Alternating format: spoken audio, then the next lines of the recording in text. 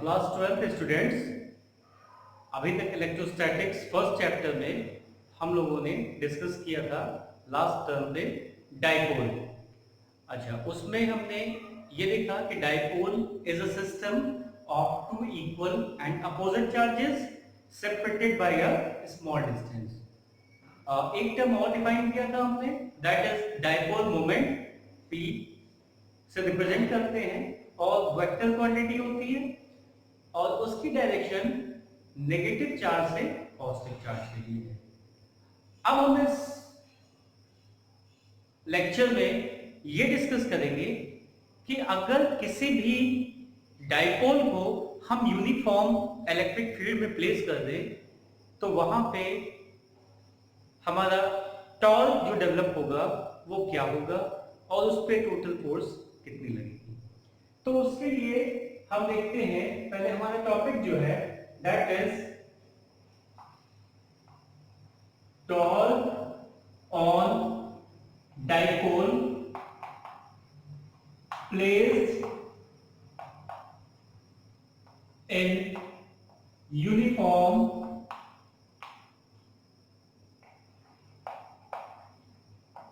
Electric field.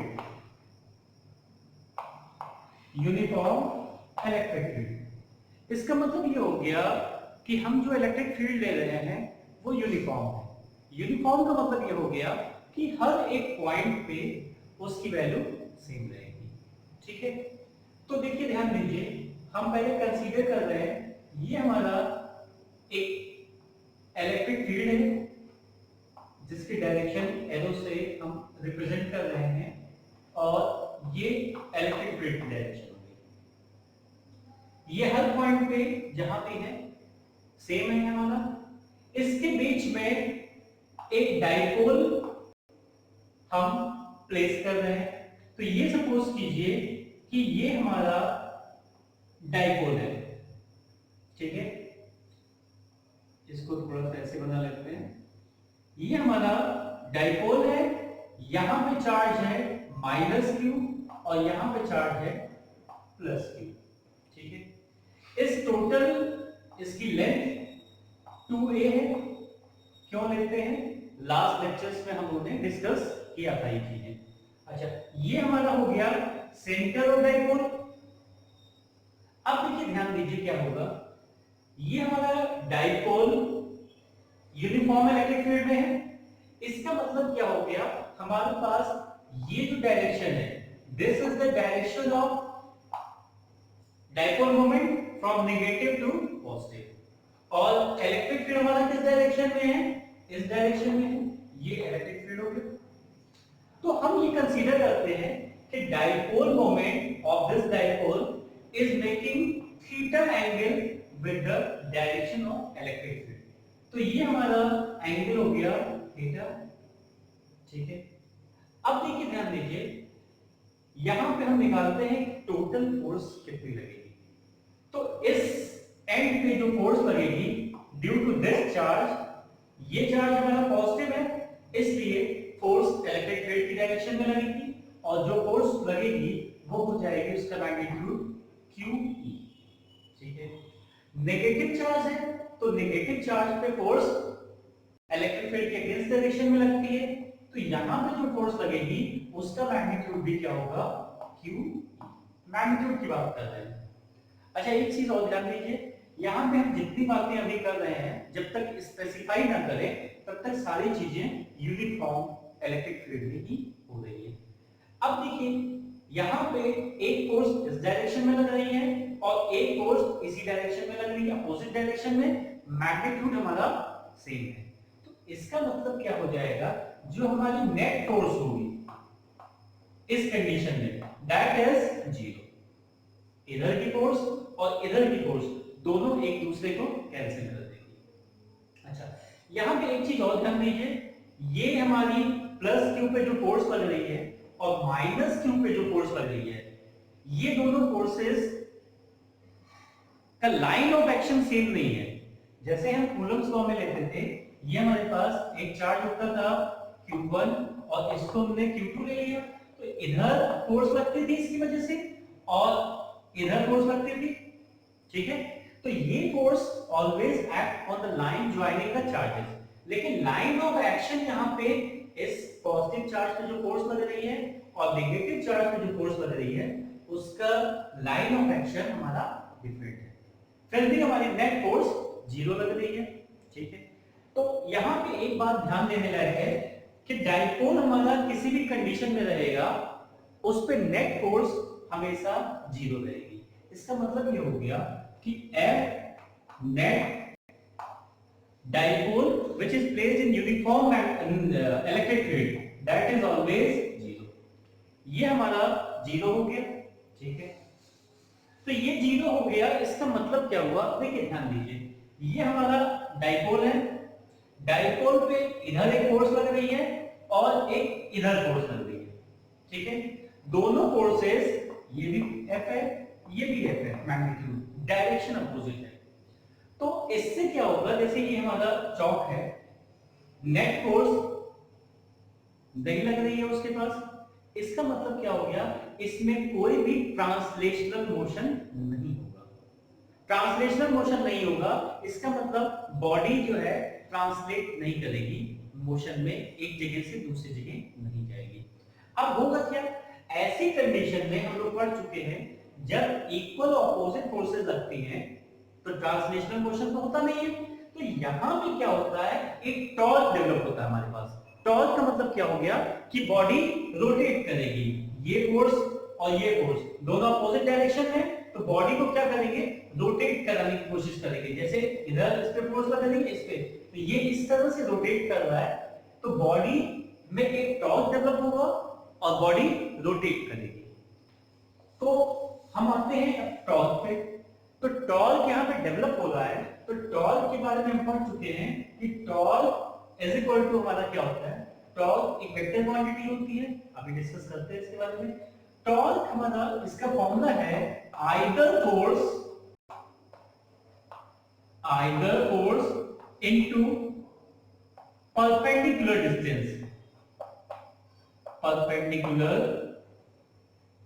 Distance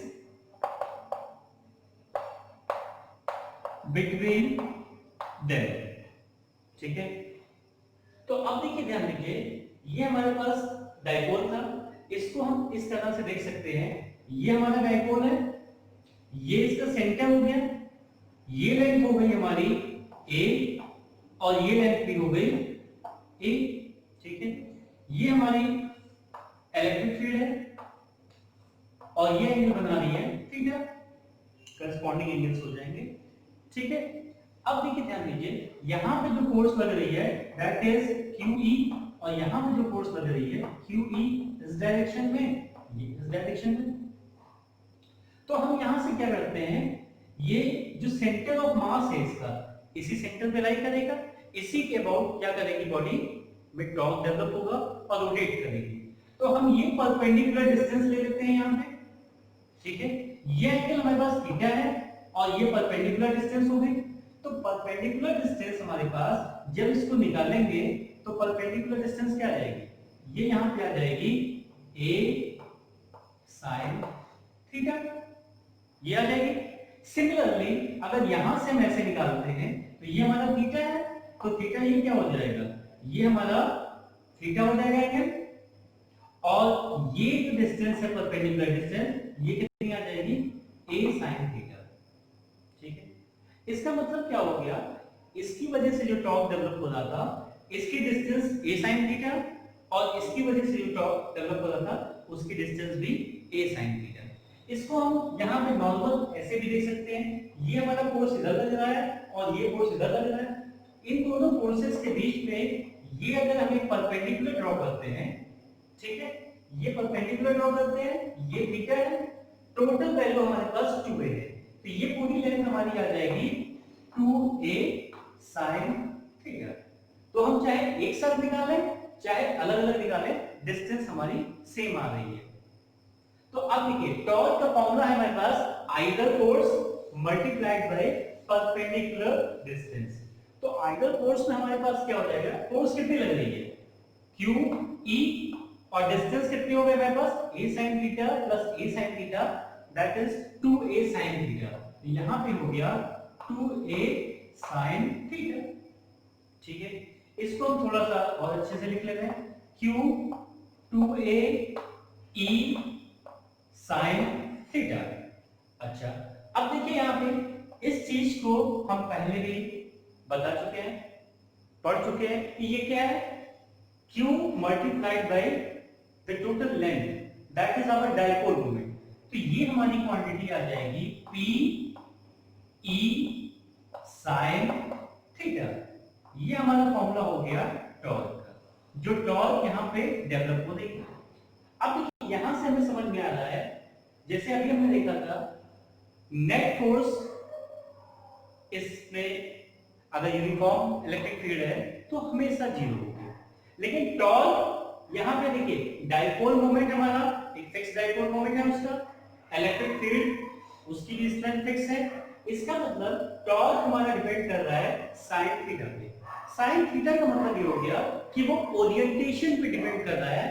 ये theta हमारा P और E के बीच का एंगल है। तो अब देखिए ध्यान दीजिए, जैसे जैसे एंगल को हम चेंज करेंगे तो किसी कंडीशन पे हमारा टॉर्क जीरो भी हो सकता है और किसी कंडीशन पे टॉर्क जीरो नहीं होगा। इसका मतलब हम ये कह सकते हैं torque in this condition may or may not be zero, but the force is always zero.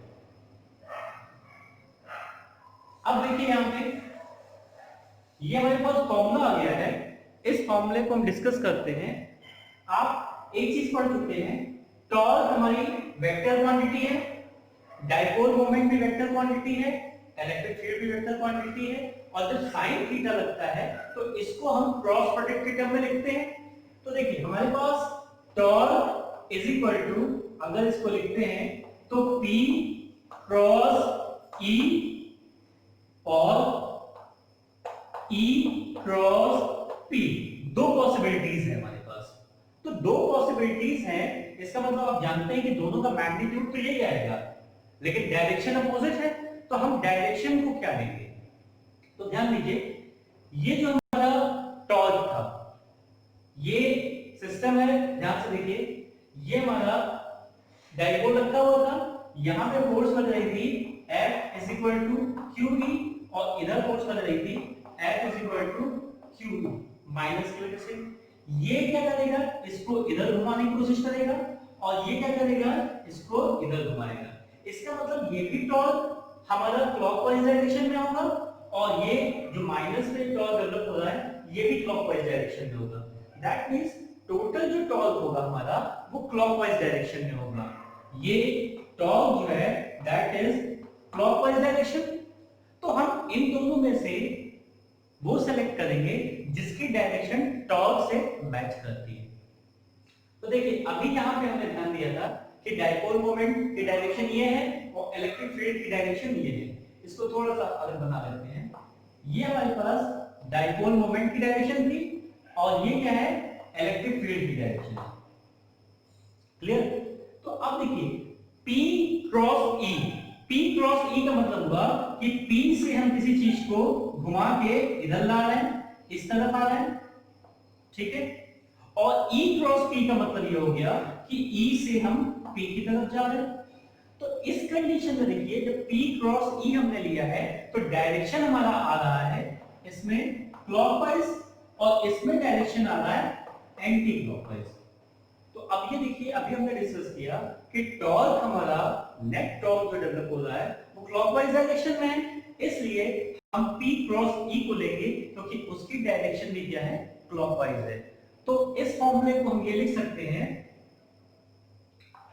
Tau is equal to P cross E और P E साइन थीटा। ये हमारे पास एक बेसिक फॉर्मूला आ गया, ठीक है। इन सारी चीजों को आप नोट भी कर सकते हैं। अब देखिए ध्यान दीजिए, इस पे और डिस्कशन करते हैं आगे कि क्या होगा हमारे पास। अभी तो हमने ये देखा कि यूनिफॉर्म इलेक्ट्रिक फील्ड थी हमारे पास और यूनिफॉर्म इलेक्ट्रिक फील्ड में टॉर्क कभी जीरो भी हो सकता है, कभी जीरो नहीं भी हो सकता है। तो अब हम ये कंडीशन देखेंगे कि टॉर्क की वैल्यू किस पे डिपेंड कर रही है, थीटा पे, या हम कह सकते हैं साइन थीटा पे, क्योंकि ये दोनों चीजें हमारी कांस्टेंट है यहाँ पे। तो अब हम देखते हैं कि टॉर्क का वेरिएशन हमारा यहाँ पे कैसे होगा, कब टॉर्क मैक्सिमम होगा, कब टॉर्क मिनिमम होगा, या और भी जो कंडीशंस है। तो देखिए ध्यान दीजिए, हमारे पास टॉर्क मैक्सिमम की कंडीशन ले रहा है। टॉर्क मैक्सिमम में देखिए क्या होगा कि हमारे पास साइन थीटा की वैल्यू मैक्सिमम आनी चाहिए। इसका मतलब ये हो गया कि for tau maximum we have sine theta is equal to maximum, और साइन थीटा में मैक्सिमम वैल्यू जो होती है वो होती है प्लस या माइनस 1 आपकी होती है, ठीक है। अच्छा, प्लस 1 कहां हो जाएगी, प्लस 1 कहां पे होगी, ठीक है, प्लस 1 वहां पे होगी जहां पे theta is equal to 90 degree है, और माइनस 1 कहां पे हो जाएगी, माइनस 1 हो जाएगी जब थीटा हमारा 270 डिग्री है। तो इन दो कंडीशंस में जो टॉर्क की वैल्यू हमारी होगी वो मैक्सिमम हो जाएगी। इसको जरा फिगर से यहां पे समझते हैं।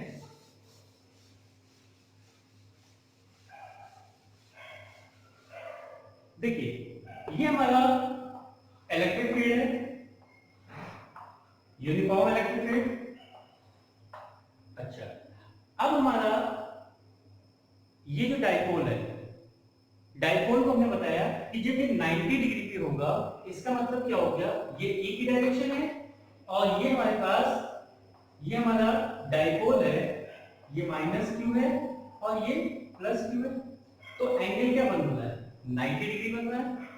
पी की डायरेक्शन क्या हो गई, पी की डायरेक्शन ये हो गई अपवर्ड, और ई इधर हो गई, इसका मतलब ये 90 डिग्री बन गया। इस कंडीशन में क्या होगा कि हमारा जो टॉर्क होगा मैक्सिमम होगा, ठीक है। या अब देखिए इसी को ध्यान दीजिए, अगर ये हमारी इलेक्ट्रिक फील्ड है, इलेक्ट्रिक फील्ड ये है, और ये हमारा डाइपोल है, यहां पे माइनस क्यू कर दे, यहां पे प्लस क्यू कर दे। अब देखिए ध्यान दीजिए, इलेक्ट्रिक फील्ड हमारी इस डायरेक्शन में, तो डाइपोल हमारा किस डायरेक्शन में होगा, इधर है, माइनस टू प्लस। इसका एंगल कैसे लेते हैं ये समझिए। Positive direction of electric field ये है, यहां से स्टार्ट किए, ये यहां गए और ये यहां पे आ गए, इसका मतलब 90, 180, 270, ये कंडीशन हो गई 270 की। तो इन दो कंडीशंस में जो हमारा टॉर्क होगा दैट इज मैक्सिमम, और ये किस पे डिपेंड कर रहा है, ओरिएंटेशन ऑफ डाइपोल, कि डाइपोल को हमने किस तरह से ओरिएंट किया हुआ है with respect to dipole moment and electric field. ये सारी चीजें हो गई।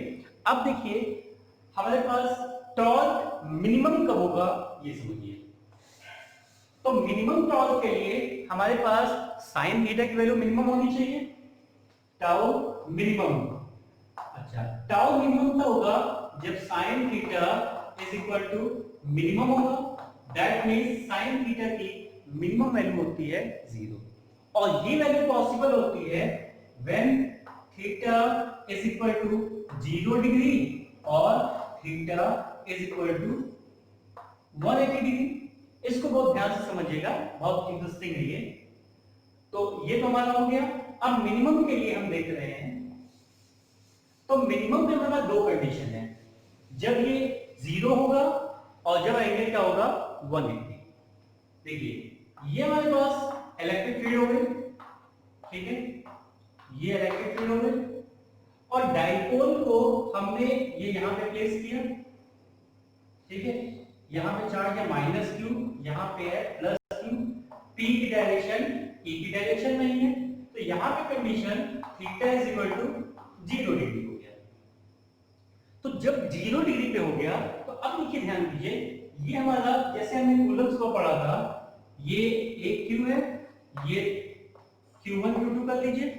इस पे जो फोर्स लग रही थी इधर लग रही थी, और इस पे जो फोर्स लग रही थी वो equal, means equal forces are acting here on two different directions, two different charges due to other charges, but the line of action is same। यहां पे क्या हो जा रहा है कि लाइन ऑफ एक्शन हमारी सेम हो जा रही है। तो लाइन ऑफ एक्शन सेम होने से मतलब क्या हो गया कि हमारा जो नेट फोर्स होगा, नेट फोर्स दैट इज 0, और इस कंडीशन में जो टॉर्क होगा नेट वो कितना हो जाएगा, 0 हो जाएगा। तो इस कंडीशन में हमारे पास नेट टॉर्क भी 0 होगा और नेट फोर्स भी 0 हो जाएगी। इसका मतलब मिनिमम टॉर्क यहाँ पे एक्ट कर रहा है। अब जरा इसको और थोड़ा ध्यान से समझिए, इसको ध्यान से ये समझिए। पहले एक चीज समझिए, जैसे दो चीजें हमारी यहाँ पे, एक हो गई इलेक्ट्रिक फील्ड और दूसरा हो गया डाइपोल मोमेंट। तो इलेक्ट्रिक फील्ड क्या हो जाता है, इलेक्ट्रिक फील्ड और ये डाइपोल मोमेंट, ठीक है। डाइपोल मोमेंट किसका होता है, डाइपोल का, ठीक है। तो इलेक्ट्रिक फील्ड की एक टेंडेंसी होती है, टेंडेंसी ये होती है कि वो डाइपोल को अपनी ही डायरेक्शन में अलाइन करना चाहता है, ठीक है। मतलब डाइपोल कहीं भी रहेगा, इलेक्ट्रिक फील्ड ये कोशिश करता है कि वो डाइपोल उसके अपने डायरेक्शन में आ जाए, ठीक है। अच्छा, डायरेक्शन में आ जाएगा, इसका मतलब क्या हो गया कि नेट टॉर्क हमारा डेवलप हो जाएगा। ना वो ट्रांसलेशनल मोशन में रहेगी, ना रोटेशनल मोशन में रहेगी, बॉडी जैसी है स्टेबल हो जाएगी। जैसे आपने केमिस्ट्री में पढ़ा है, अगर आउटर मोस्ट ऑर्बिट किसी का पूरा है तो वो स्टेबल हो जाता है, उसको रिएक्शन करने की कोई जरूरत नहीं है। तो इसी तरह से हम यहाँ देखते हैं कि इलेक्ट्रिक फील्ड क्या करता है, डाइपोल को अपने ही डायरेक्शन में अलाइन करने की कोशिश करता है। अच्छा, अपने ही डायरेक्शन, इसको ऐसे भी कह सकते हैं कि इलेक्ट्रिक फील्ड और डाइपोल ये दोनों एक दूसरे के लिए बने। मतलब ये डाइपोल कहीं भी जाने की कोशिश करेगा, इलेक्ट्रिक फील्ड उसको खींच के अपने ही डायरेक्शन में लाना चाहता है। तो देखिए, ये हमारा जो कंडीशन है that is E when theta is equal to 0 degree. Theta का 0 डिग्री है और ये हमारा डाइपोल है, minus Q plus q, P की डायरेक्शन ये है। इस कंडीशन में नेट फोर्स 0 है और हमारा नेट टॉर्क 0 है। मतलब बॉडी क्या हो गई, स्टेबल। एक तरह से आप कह सकते हैं कि इक्विलिब्रियम में हो गई, ये कहीं भी मूव नहीं करेगी।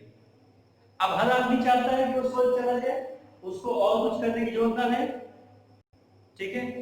तो इस तरह से देखिए, अगर इसको हम थोड़ा सा यहां से डिस्प्लेस करते हैं इस कंडीशन में, अगर ये ऐसे ले आते हैं, ठीक है, इस पॉजिटिव को यहां से हमने ऐसे डिस्प्लेस किया, प्लस क्यू और ये माइनस क्यू, इस पे फोर्स कितना लगेगा, इधर की तरफ फोर्स लग रहा है 12, और इस पे इधर की तरफ लग रहा है, फिर वो वापस ले आएगा यहीं पे। मतलब जैसे ही ये यहाँ पे पहुंचेगा इस कंडीशन में, जिस कंडीशन में डाइपोल मोमेंट और इलेक्ट्रिक फील्ड की डायरेक्शन सेम रहेगी, तो ये स्टेबल हो जाएगा, ठीक है। तो इलेक्ट्रिक फील्ड इसको अपने डायरेक्शन में अलाइन करने की कोशिश कर रहा है, क्यों, क्योंकि वो चाहता है कि ये स्टेबल हो जाए। तो this condition when theta is equal to 0 degree, इस कंडीशन को हम कहते हैं स्टेबल इक्विलिब्रियम, स्टेबल इक्विलिब्रियम। मतलब डाइपोल स्टेबल होना चाहता है, वो ये नहीं चाहता है कि फील्ड को किसी भी तरह का मोशन करे, ठीक है। तो इस कंडीशन को जब थीटा 0 डिग्री होगा, P और E की डायरेक्शन सेम होगी, तो हम कहेंगे कि ये जो इक्विलिब्रियम है हमारा स्टेबल है और यहाँ पे नेट टॉर्क और नेट फोर्स हमारी 0 है। अब आते हैं हम 180 वाली कंडीशन पे। तो 180 की कंडीशन जो है उसमें आप जानते हैं कि वो डायरेक्शन अपोजिट हो जाएगी। इसका मतलब अगर ये हमारे पास इलेक्ट्रिक फील्ड है, ये इलेक्ट्रिक फील्ड की डायरेक्शन है और ये डाइपोल रखा हुआ है, तो डाइपोल यहाँ पे माइनस क्यू हो जाएगा और ये प्लस क्यू हो जाएगा, पी की डायरेक्शन इधर हो जाएगी। तो यहाँ पे क्या हो गया, theta is equal to 180 degree. अच्छा, अब थीटा अगर 180 डिग्री हो गया तो भी क्या होगा हमारा, F net that is 0 and torque net is also 0, ठीक है। लेकिन अब इसमें होगा क्या, ये जो कंडीशन है ये स्टेबल कंडीशन क्यों नहीं है, ये समझिए। अगर ये हमारा इस तरह से मान लीजिए ये डाइपोल है, ये रखा हुआ dipole minus Q plus Q, इसको हमने थोड़ा सा इधर घुमाया, ठीक है, तो ये क्या करेगा, ऐसे देखिए, इसको हमने थोड़ा सा घुमाया, थीटा एंगल पे घुमाया, इस पे जो फोर्स लगेगी वो क्लॉकवाइज डायरेक्शन में लगेगी, इस पे भी जो फोर्स लगेगी वो क्लॉकवाइज डायरेक्शन में। इसका मतलब ये अब इसी डायरेक्शन में ऐसे मूव करेगा और तब तक मूव करेगा जब तक ये डायपोल ई की डायरेक्शन में अलाइन ना हो जाए। इसका मतलब क्या हुआ कि यहां पे अगर हमने डायपोल को थोड़ा सा डिस्टर्ब किया तो वो क्या होगा, उसी डायरेक्शन में डिस्टर्ब रहेगा। और कब तक डिस्टर्ब रहेगा, जब तक कि डायपोल अपने को इलेक्ट्रिक फील्ड की डायरेक्शन में अलाइन ना कर दे। तो ये जो हमारा इक्विलिब्रियम है इसको हम कहते हैं अनस्टेबल इक्विलिब्रियम,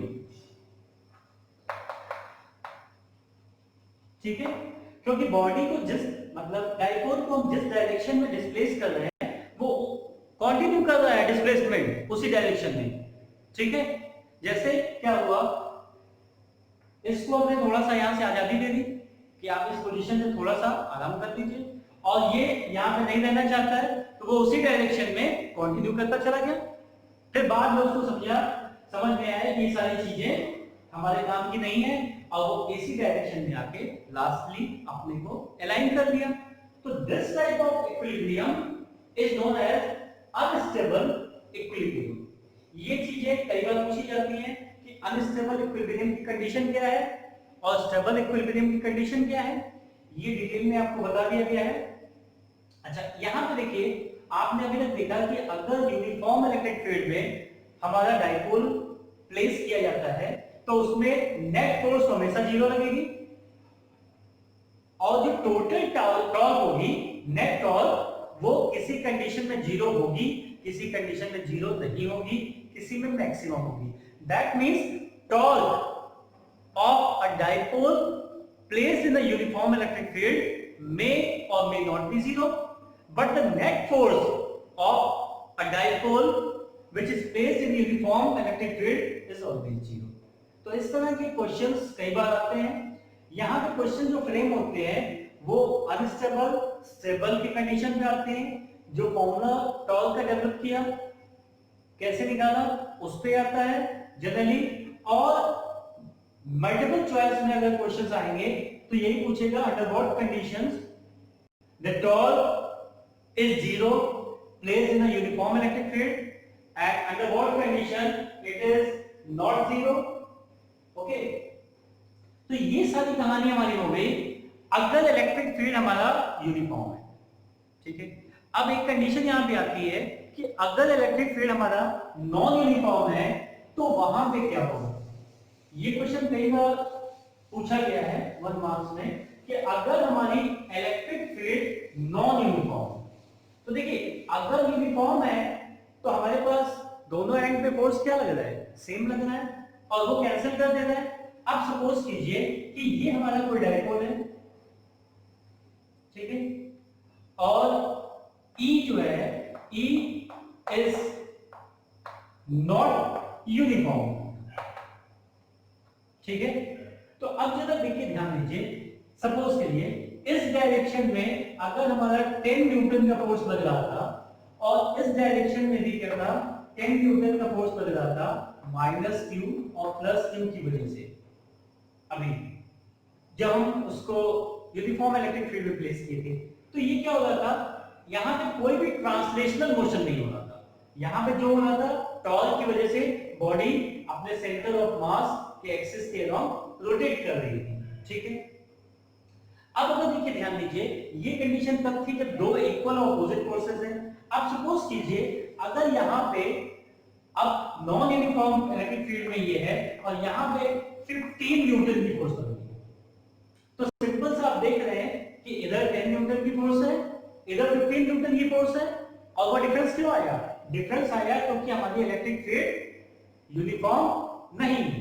तो ऐसी कंडीशन में क्या होगा, अगर इसको हम दो पार्ट में ब्रेक करते हैं, सपोज कीजिए ये 10 न्यूटन और ये 5 न्यूटन, तो ये जो 10 न्यूटन का फोर्स है, इस 10 न्यूटन के साथ इसको क्या करेगा, टॉर्क डेवलप होगा और बॉडी रोटेट करेगी, ठीक है।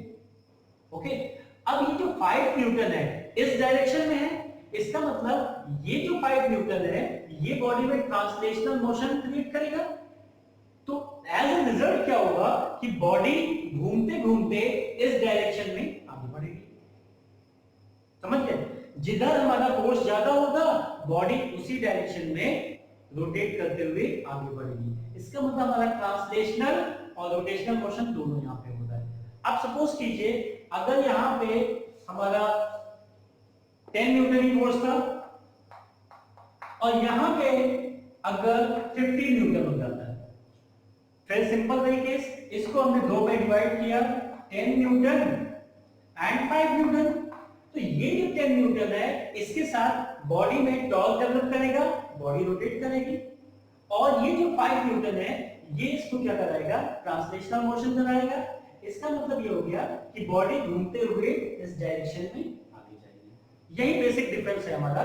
जनरली इसमें क्वेश्चन नहीं आता है, कभी कभी 1 मार्क्स से क्वेश्चन आ जाता है, if the electric field is not uniform what will happen. तो यहां पे हमारा क्या हो जाएगा, जो नेट फोर्स है मे और may not be zero. Torque हमने जो देखा था वो भी क्या हो जाएगा यहाँ पे, मे और may not be zero, but the body has both type of motions, first translational and rotational. तो ये सारी चीजें हो गई हमारी टॉर्क के बारे में, कैसे डेवलप होता है uniform electric field, non uniform electric field, direction क्या होती है, स्टेबल कब होता है, अनस्टेबल क्या होता है, और कैसे